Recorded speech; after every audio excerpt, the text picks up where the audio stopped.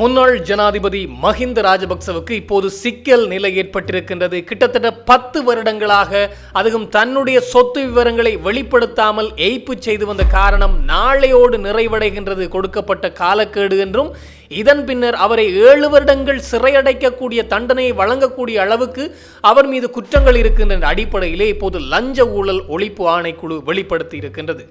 மேலும் தேசப்பந்து தென்னக்கோன், முன்னாள் போலீஸ் மா அதிபர் தேசப்பந்து தென்னக்கோன் மீண்டும் சிக்கலிலே மாட்டியிருக்கின்றார். தன்னுடைய வீட்டிலே 2 பாதாள உலக குழுவைச் சேர்ந்த மிக முக்கியமான குற்றவாளிகளை, அதுவும் கொலை குற்றவாளிகளை தங்க வைத்து மறைந்திருப்பதற்கு அவர் அனுமதி அளித்திருந்தார் என்ற அடிப்படையிலே நேற்றைய தினம் அவரிடம் கடும் விசாரணைகளும் நடத்தப்பட்டிருக்கின்றது. இந்த விடயங்கள் பற்றித்தான் இந்த தொகுப்பினூடாக முழுமையாக பேசப் போகின்றோம். அன்புறவுகள் எல்லோருக்குமே வணக்கம்.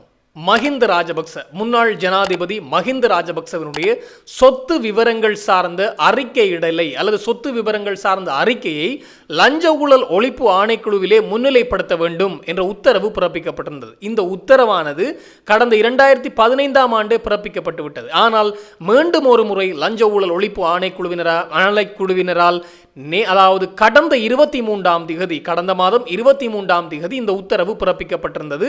எதிர்வருகின்ற 10ஆம் திகதிக்குள்ளே, அதாவது கடந்த 23ஆம் திகதி பிறப்பிக்கப்பட்டிருந்தது, 4ஆம் மாதம் 10ஆம் திகதிக்குள்ளே அவருடைய அந்த அறிக்கைகளை சமர்ப்பிக்க வேண்டும் என்று. அதாவது இந்த மாதம் இந்த 10ஆம் திகதி, நாளைய தினம் இந்த 10ஆம் திகதிக்குள்ளே மஹிந்த ராஜபக்சவனுடைய சொத்து சார்ந்த சொத்து விவரங்கள், கடன் பத்திரங்கள், கடன் சார்ந்த விவரங்கள், அப்படி சொத்து சேர்த்திருந்தால் அந்த சொத்து எப்படி வந்தது என்று அத்தனை ஆவணங்களையும் அறிக்கையாக லஞ்ச ஊழல் ஒழிப்பு ஆணைக்குழுவிலே சமர்ப்பிக்க வேண்டும் என்ற உத்தரவு பிறப்பிக்கப்பட்டிருந்தது. ஆனால் இன்னும் மஹிந்த ராஜபக்ச அந்த அறிக்கையை, பிரமாண பத்திரத்தை சமர்ப்பிக்கவில்லை.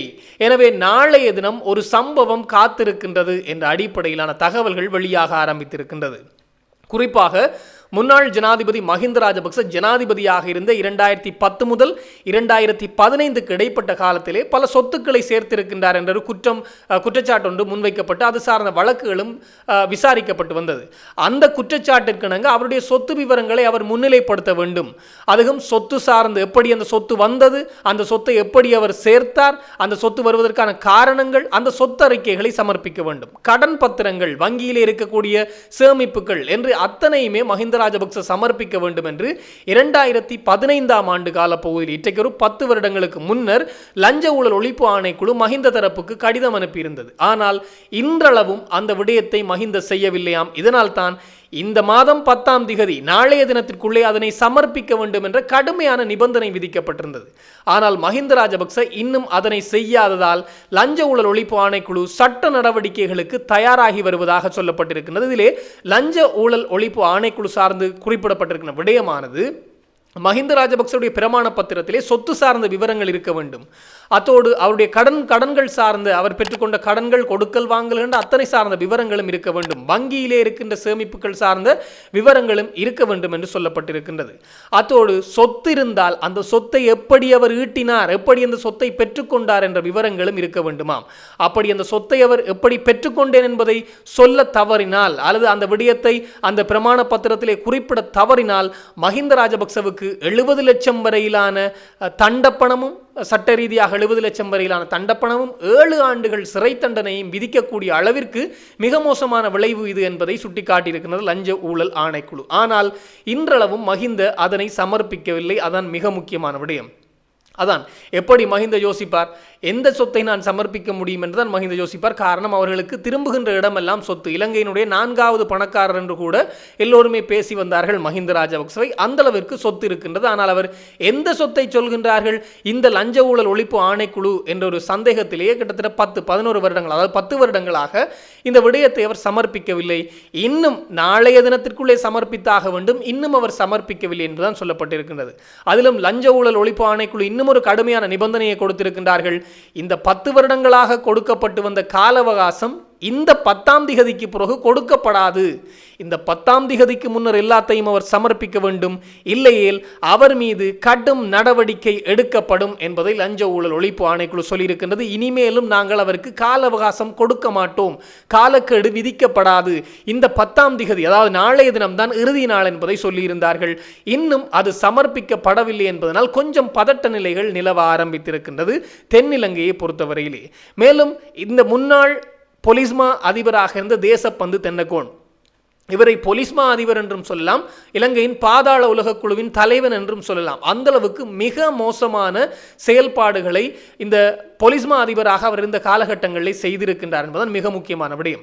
W15 அம்பாத்தோட்டை W15 தனியார் தங்குமிட விடுதி மீது துப்பாக்கிச்சூடு நடத்தப்பட்ட விடயம், அந்த துப்பாக்கிச்சூட்டிற்கு கொழும்பிலிருந்து அவரால் அனுப்பப்பட்ட குழு, அந்த குழுவிலே இருந்தவர்களை அந்த இடத்தை சார்ந்த போலீசார் சுட்டு வீழ்த்தியதிலே ஒருவர் மரணமடைந்தார். இதிலே பல கலவரங்கள் இடம்பெற்றிருந்தது. இதற்கெல்லாம் மூல காரணங்களிலே ஒருவர் இந்த தேசப்பந்து தென்னக்கோன் தான். கொழும்பிலிருந்து அனுப்பப்பட்ட குற்றத்தடுப்பு விசாரணை பிரிவு சார்ந்த குழுவினரை அனுப்பி வைத்ததே தேசப்பந்து தென்னக்கோன் தான் என்ற அடிப்படையிலே ஒரு மிக பெரும் வழக்கு அவருக்கு நிலுவையிலே இருக்கின்றது. இன்றும் விசாரணைகள் நடந்து வருகின்றது. அவர் பல நாட்களாக தலைமுறைவாக இருந்து அவராகவே பின்னர் நீதிமன்றத்திலே முன்னிலையாகி பல நாட்கள் பல மாதங்கள் சிறையிலே இருந்து இப்போது வெளிவந்து விட்டார்.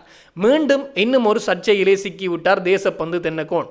இது எப்போது எங்கே நடந்து என்று பார்க்கின்ற போது கடந்த 2025ஆம் ஆண்டு 11ஆம் மாதம் அளவிலே இந்த அம்பலாங்குடை பகுதியில் இடம்பெற்ற துப்பாக்கிச்சூட்டு சம்பவம். இந்த துப்பாக்கிச்சூட்டு சம்பவத்திலே சஜித் பிரேமதாசனுடைய கட்சியைச் சேர்ந்த பாதாள உலக குழு உறுப்பினர் ஒருவர், அதாவது சஜித் பிரேமதாசனுடைய கட்சியிலே அம்பலாங்குடை மாநகர சபையினுடைய முதல்வராக போட்டியிட்டிருந்த ஒரு நபர், முதல்வர் தேர்தலுக்காக போட்டியிட்டிருந்த ஒரு நபர், கோசலை என்று சொல்லப்படுகின்ற கிரண் கோசலை என்று சொல்லப்படுகின்ற நபர் சுட்டுக் கொல்லப்பட்டிருந்தார். அந்த இடத்திலே அம்பாலாங்குடை பகுதியிலே சுட்டு படுகொலை செய்யப்பட்டிருந்தார். இதிலே கரந்தனிய சுத்தாவினுடைய பங்கு இருக்கின்ற என்றெல்லாம் சொல்லப்பட்டு விசாரணைகள் தீவிரப்படுத்தப்பட்ட போது அது சார்ந்த அந்த துப்பாக்கிச் சூட்டை மேற்கொண்ட 2 பிரதானமான சந்தேக நபர்கள் யாரென்றால் இந்த தேசப்பந்து தென்னக்கோனுடைய வீட்டிலே அவர்கள் மறைந்திருந்தார்களாம் என்ற அடிப்படையிலே தகவல் கிடைத்திருக்கின்றது குற்றத்தடுப்பு விசாரணை பிரிவுக்கு.